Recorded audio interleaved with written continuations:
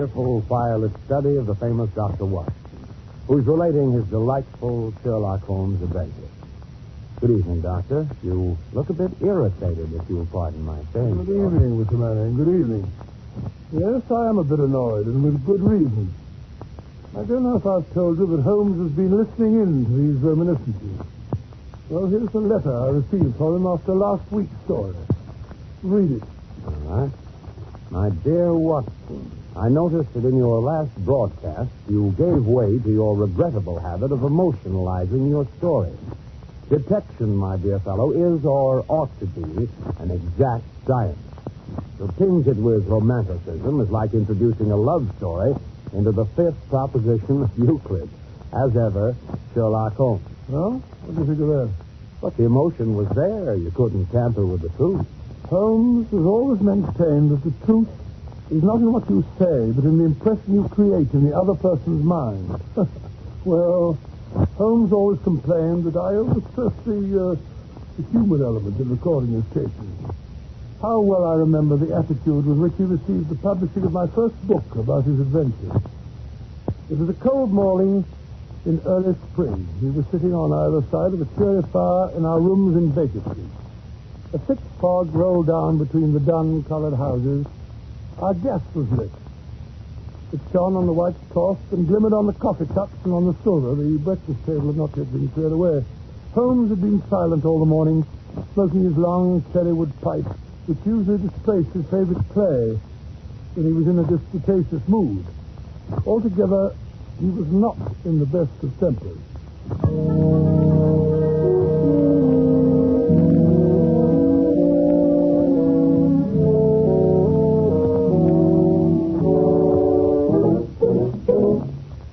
Matches. Where are the matches? Look at that confounded fog. What happens to all the matches in this house, I'd like to know. My dear Holmes, why not use the tongs and a live coal if you want to relight your pipe? Huh? Oh! I burned myself. Ah. For heaven's sake, Holmes, stop stuttering. Something's annoying you. Why not get it off your chest? It's that confounded book of yours. What? Sensationalism, Watson. Rank sensationalism. You're always placing the emphasis on the crime. Crime is common, logic is rare. You should stress the logic. You have degraded what should have been a course of lectures into a series of tales. Now, really, Holmes, that's not logical. You're always complaining that crime is falling off. You say there are no first-class criminals left. Quite. And therefore, if you depend on the crime to hold your readers, you will soon be a back number. Criminals. Bah! They've lost all their enterprise and originality. My practice seems to be degenerating into an agency for recovering lost lead pencils and giving good advice to young ladies from boarding schools. Advice to the lovelorn, eh? Well, look at this. This note. It came by this morning's post. Here. The last straw, that's what it is. Read it. Let's have a look. Dear Mr. Holmes, I'm very anxious to consult you as to whether I should or I should not accept the situation which has been offered me as a governess. I shall call at 10:30 tomorrow if I do not inconvenience you. Yours faithfully, Violet Hunter. What is it? Well, it's 11 now. Exactly. She's late. Just like a woman. I say, Holmes, this must be your young lady now, walking briskly up the street. I see. Brisk, purposeful manner. Nice, bright, intelligent face. Yes, it is. She's stopping at our door. Yeah, maybe something in this case after all, my dear Watson. She's not the hysterical sort that makes a fuss over nothing. There she is. Come in. How do you do? This is Mr. Sherlock Holmes. Quite. And this is my colleague, Dr. Watson. Well, how do you do? How do you do? I trust you'll excuse my troubling you, Mr. Holmes, but I've had a very strange experience. And as I have no relations of any sort to advise me, I thought I'd best come to you. I shall be very happy to do anything that I can. Well, I've been a governess for 5 years in the family of Colonel Kent Monroe. He's been transferred to Nova Scotia, so that for the last few months I've been without a situation. Well, I advertised and answered advertisements, but without success. You see, the money I had saved began to run out, and I was at my wit's end. Indeed. Well, go on. Well, yesterday I called in at a well-known employment agency run by a Miss Stoker. When I arrived, the outer office was filled with young ladies looking for situations. I was told to wait. But I did. After about half an hour, my name was called out. Well, the door to Miss Stoker's private office was ajar. He could decide it was a prodigiously stout man with a round, smiling face and a heavy chin. Oh, his eyes were like two little slits.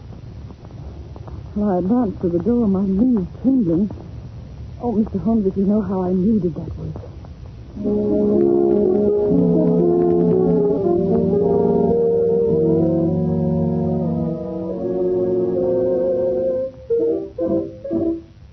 Come in, my dear. Come in. Mr. Newcastle, this is Miss, what is your name, my dear? Miss Hunter, Violet Hunter. Oh, yes, Miss Hunter. Capital. I couldn't ask for anything better. I'm sure you'll do, Miss Hunter. I hope so, Mr. Newcastle. You're looking for a situation as a governess? Yes, sir. And what salary do you ask? Well, I had £4 a month in my last place. £4. Sweating. Rank sweating. How anyone could have the audacity to offer that to a lady with such attraction, such accomplishments. A lady fitted to the rearing of a child who may someday play a considerable part in the history of this country. Your salary with me, madam, will commence at £100 a year. 100? Oh, Mr. Newcastle. And furthermore, it is my custom to advance my young ladies half their salary beforehand. May I ask where you live, Mr. Newcastle? Hampshire, a charming rural spot. The Copper Beeches is the name of the place, 5 miles north of Winchester. Oh, the dearest old house. And what would be my duty? One child, a dear little romper, age 6. Oh, if you could see him killing cockroaches with a slipper. Smack, smack, smack. He's gone before you could wink.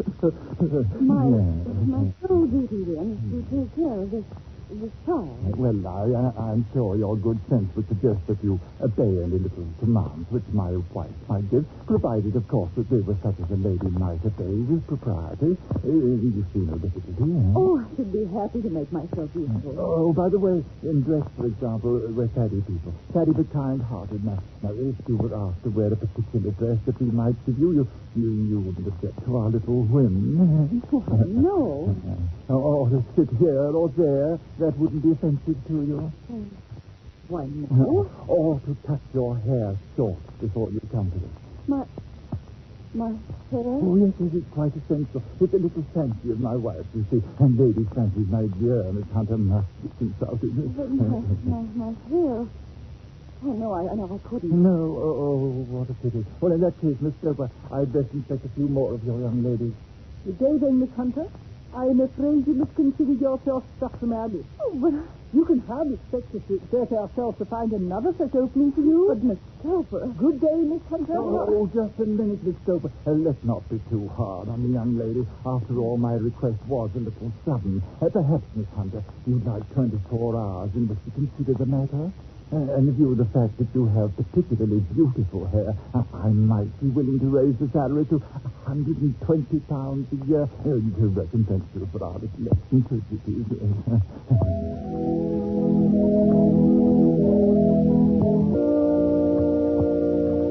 Unusual, most unusual, my dear Miss Hunter. What do you make of it, Watson? Well, perhaps the gentleman's wife is a lunatic and he wishes to humor her in her fancies in order to prevent an outbreak. Possibly, Watson, possibly. In In any case, it doesn't seem a nice household for a young lady. But the money, Mr. Holmes, the money, and I need it so. Well, yes, the pay is good. Too good. Why should they give you £120 when they can have their pick for 40? There must be some strong reason. But I have no choice. Then you've made up your mind to accept? Yes, I must. I thought if I told you the circumstances, you would understand afterwards if I wanted your help. And Mr. Holmes, I should feel so much stronger if I knew you were behind me. Certainly you may carry that feeling away with you. And if at any time you should find yourself in danger... Danger? Well, what danger could there be? My dear Miss Hunter, you could cease to be a danger if we could define it. But remember, at any time, day or night, just telegraph me and we'll come to your help. Thank you, Mr. Holmes. Thank you.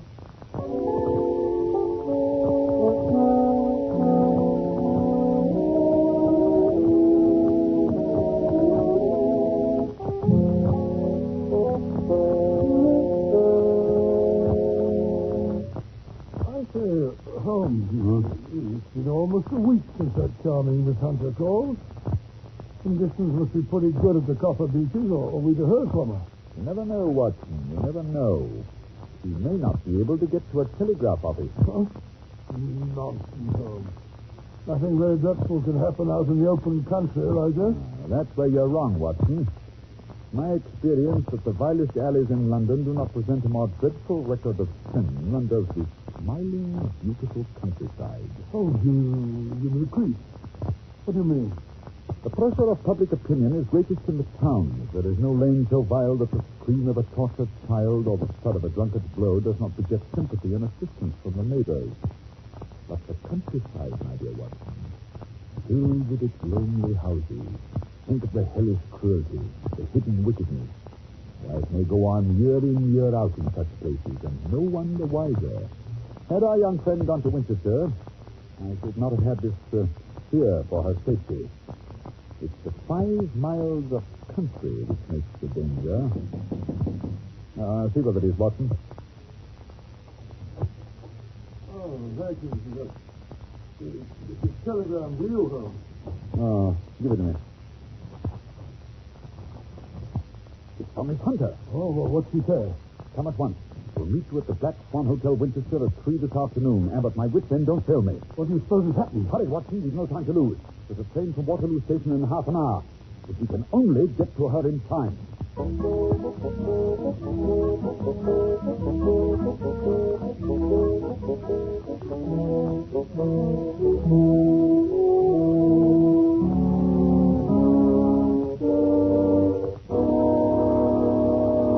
In just a moment, we will follow Sherlock Holmes and Dr. Watson on their strange journey. Yes, there's the Black Swan. Opposite the station. Yes, and if I'm not mistaken, that's Miss Hunter waiting for us on the doorstep. She looks a bit pale and shaky, eh, Holmes? Yes. Poor girl is obviously frightened. Mr. Holmes, so kind of you to come. You too, Dr. Watson. Oh, no, it's all I can't tell you. Can't tell you how anxious I've been. There now, Miss Hunter. Perhaps if we go inside, they can give us a private sitting room. Yes, Mr. Holmes. I've ordered tea this way, please. Ah, yes, that's better. Nice, cozy fire. Close the door, will you, Watson? That's right. Now then, suppose you let the doctor do the pouring while you tell the story. First of all, how'd you like the tea? 2 lumps of a little cream. Oh, righto. Thank you, Dr. Watson. Yes, and now? Well, first of all, I've had no actual ill treatment from Mr. and Mrs. Newcastle, but things that frighten me. However, I'd best begin at the beginning. Yes, that is generally a good place to start. Well, Mr. Holmes, Copper Beeches is a large, sinister-looking house, almost completely surrounded by woods. It impressed me from the moment of my arrival. I was met at the door by Mr. Newcastle and his wife. And, is she... No, Mr. Holmes. She's not married. I see. She's a small, pale-faced woman, much younger than Mr. Newcastle. In fact, I gather that she's his second wife. You see, there was a daughter by the first marriage. A girl now over 20, but she's not living at the house. Mr. Newcastle said that she couldn't get along with her stepmother, so he sent her to America, to Philadelphia. And does Mrs. Newcastle strike you as a difficult woman to get along with? Oh, no, Mr. Holmes. She's shy and rather quiet. More than once I surprised her in tears. At first I thought it might be worry over the disposition of her child. Oh, what's the matter with his disposition? Well, he's badly spoiled. He has an ungovernable temper. He seems to take great delight in torturing birds and small animals. Pleasant little beast. And the rest of the household? Well, there's only one servant. Toller is his name. A rough, uncouth man with a perpetual smell of drink about him.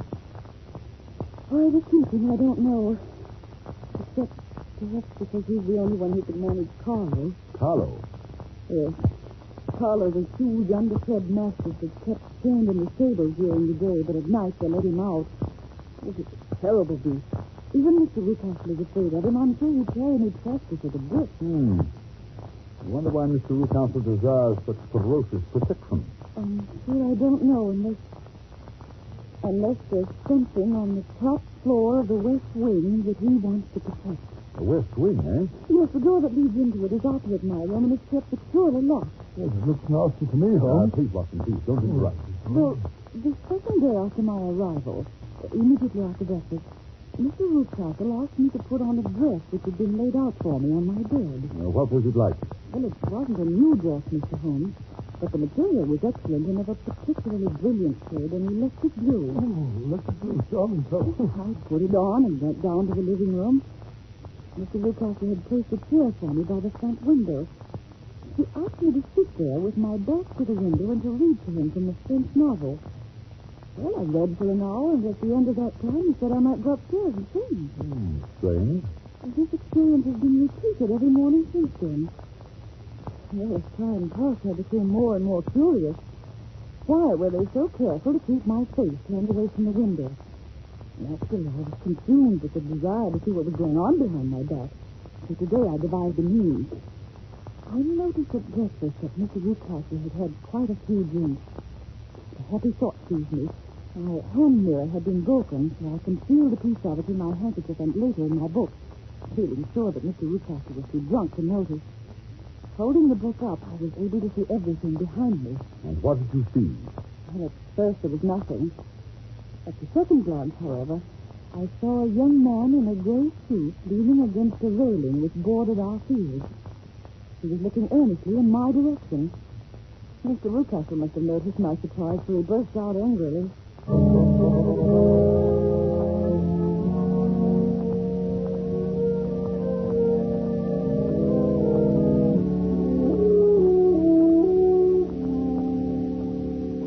Really, Miss Hunter, your attention must be wandering. That's the second time that you've made that passage. Oh. Furthermore, there's an impertinent fellow up the road who's staring at you. Is he a friend of yours? Oh, no, Mr. Ruthcastle, I don't know anyone around here. Well, kindly turn around and motion him to go away. Oh, wouldn't it be better not to notice him? Do what I tell you. I really don't encourage you to have any followers.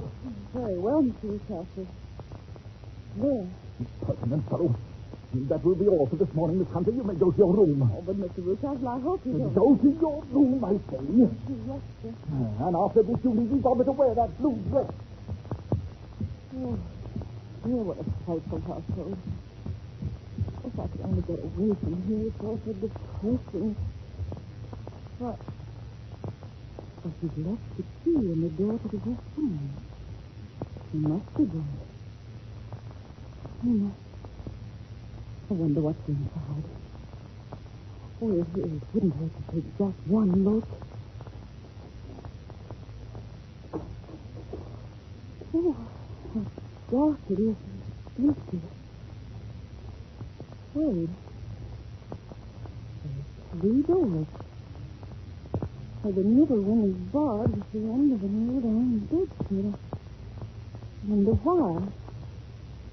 Oh, goodness, it's okay in here. What was that? Oh, it must have been a bat. Someone's in here. Or maybe it's something. I can't stand it. Too eerie. I've got to get out of here. I've got to get out. Oh, dear, there comes Mr. Ruthcastle up the stairs. Oh, Mr. Ruthcastle. Mr. Ruthcastle. It was you, then. I thought it must be when I saw the door open. Oh, I'm so frightened. My dear young lady, and what frightened you? I was foolish enough to go into that vacant wing, but it was so lonely and eerie, and a bat swooped down into my face. Is that all? Well, what else could there be? And why do you suppose that I keep that door locked? I'm sure I don't know. It's to keep people out who have no business there, you see. I'm sure if I'd known. Well, you know now, my dear young lady. And if you ever put your foot over that threshold again, I'll throw you to the basket.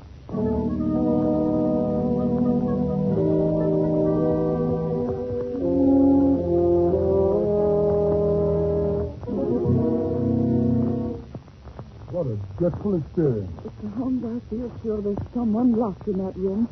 Someone who's unhappy, perhaps tortured. Oh, good heaven, it's almost 5. I promised to be back by 6. Mrs. Ruthcastle are going out. If Mr. Ruthcastle should discover where I've been... You've acted like a brave and sensible girl, Miss Hunter. Yes, indeed you have.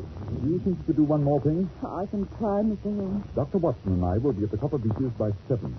The Newcastles will be gone by that time, and I don't imagine the mastiff will be let loose until they return. Oh, no, Mr. Holmes. It would be too dangerous for them to get back to the house. Good. We will hope that Toller is still drunk.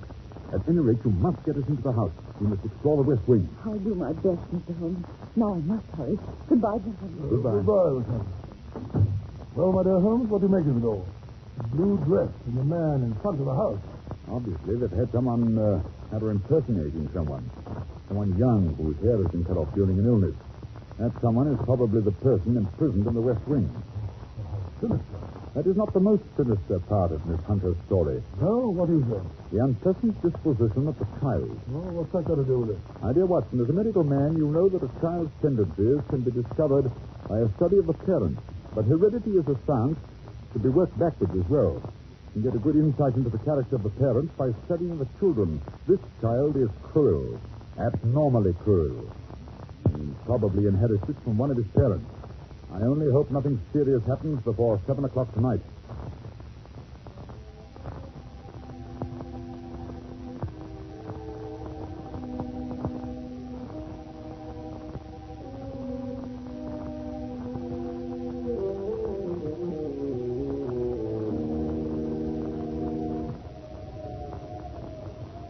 Gracious, what a night.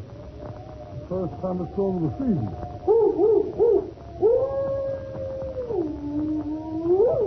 Listen to that dog. He's in an ugly temper. Listen to the house. With this group of copper beeches in front of it. Yes. Miss Hunter waiting for us in the doorway. The coast was secure. Come in. You must be soaked to the skin. Oh, you're rather wet yourself. You need to be careful, you know. You'll be What, catching... Watson, what? What's that pounding? It's Toller. He was just going out to release the dog. I sent him to the wine cellar, then locked him in. Splendid. I managed to get Toller's fuses off him, too. He was quite drunk. They're duplicates of Mr. Lucas. Better and better, but come along upstairs. We've no time to wait. Have you got your revolver handy, Watson? Yes. Good. Good heavens, that lightning must have hit quite near here. The copper beeches, no doubt. No, this fuse. Oh, this one. That's right. Nothing here. Come along. Listen to that rain on the roof.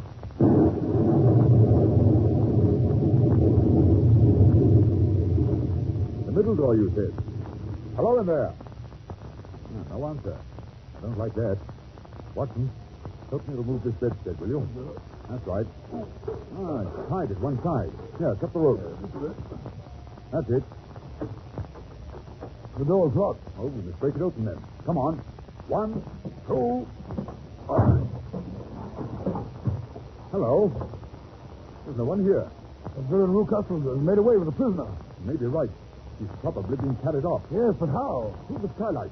It's still open. Shut that table over here. What are you going to do? Stand on it, of course. Yes. 2 pairs of footprints, and there's a ladder resting against the eaves. Oh, that's how he did it. But that's not possible. The ladder wasn't there when the Newcastles went away. Then he must have come back. He's a dangerous and clever man. Listen. Yes. I think I hear his steps on the stairs. Oh, Mr. Holmes, you kill us all. I thought I'd find you here. You villain, what have you done with your daughter? I'm the one that should have said. You thief, you robbers. I've caught you. You're in my power. I'll take you. Carlo! Carlo! I'll take He's going to get the dog. We'll be torn to shreds. Quick, Watson. We must close the front door. Let me up! Let me up, Mr. Lucas, and loose the dog. He's killed Mr. Lucas. Oh, quick. It'll be too late. Hold on. Give us the keys, Miss Hunter. Let him out. All right. Oh, it's Carlo. He's got Mr. Newcastle by the throat. Quick, Watson. Give me your revolver. Careful you don't hit the man by mistake. Shut up and stand back, Watson. Oh, Mr. Holmes, thank heaven. You killed Carlo. I thought it was too late. It's so horrible. I think I feel... Watson and Tola, bring Newcastle into the house, will you? Oh, it is so strange. Weak. I can't stop. No, Miss Hunter, please, it's all over. Just you go upstairs and pack your bag. Dr. Watson and I are going to take you back to town with us on the 9 o'clock train.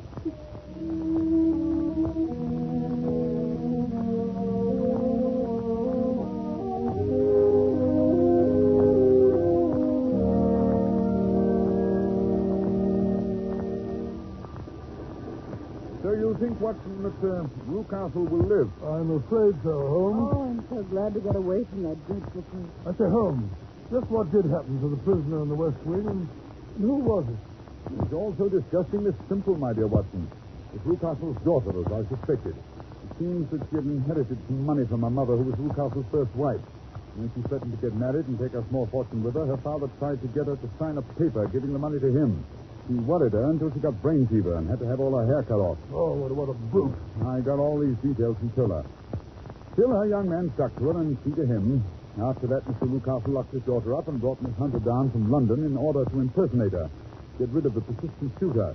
This young gentleman, however, was a persevering chap, and having greased Toller's palm very thoroughly, he learned the true state of affairs. And with the help of Toller and a long stepladder, he rescued his fiancée.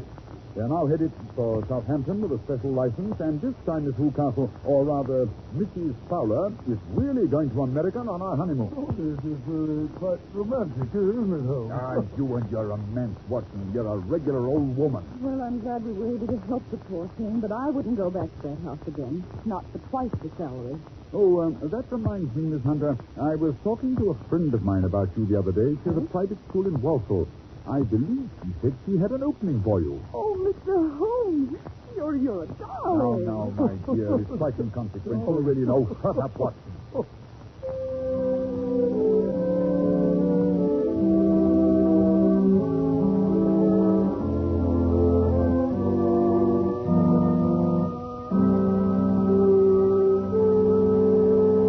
Well, Dr. Watson, you certainly had some exciting times when you were living with Sherlock Holmes.